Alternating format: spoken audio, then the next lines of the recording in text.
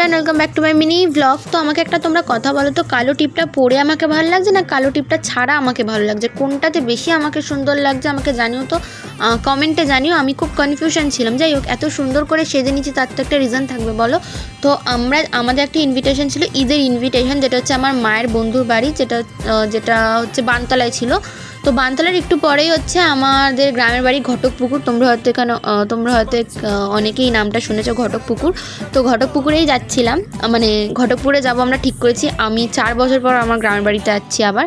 তো যাই হোক, ওখানে যাওয়ার সঙ্গে সঙ্গে আমাদেরকে প্রচুর খাবার দিয়েছিল খেতে, বাট আমি একটা ক্লিপসও নিইনি। যেমন দিয়েছিল মাজা, শরবত, জল, ক্লিপস নেওয়া হয়নি। তারপর 3 রকমের সিমুই দিয়েছিল আমাকে, আমার সবাইকেই দিয়েছিল, বাট আমি খাইনি।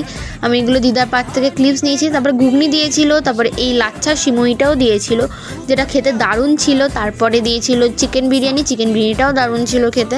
এখানে স্যালাডও দিয়েছিল। এখান থেকে আমার বোন আবার নিয়ে নিচ্ছে শশা। আমি বললাম রাখ, আমি এখন ভিডিও বানাচ্ছি, এখন নিবি না। তারপরে আমরা চলে গেছিলাম খাওয়া দাওয়া করে আমাদের বাড়িতে। আর এই দেখো, এই ঘরটা ছিল আমার ঘর, বাট আমরা এখানে কোনোদিনও থাকি না, আর থাকিও নি কোনো দিন। আর এই সাদা বাড়িটা হচ্ছে আমাদের বাড়ি, আর এটা হচ্ছে আমাদের দালান। মানে এখানে আদার্স আমার মেজো ঠাম্মা, ছোটো ঠাম্মারা থাকে, কাকু কাকিমারা থাকে। যাই হোক, যদি মিনি ব্লগটা ভালো লাগে লাইক করো, শেয়ার করো, কমেন্ট করো, চ্যানেলটা সাবস্ক্রাইব করে দিও। Bye bye.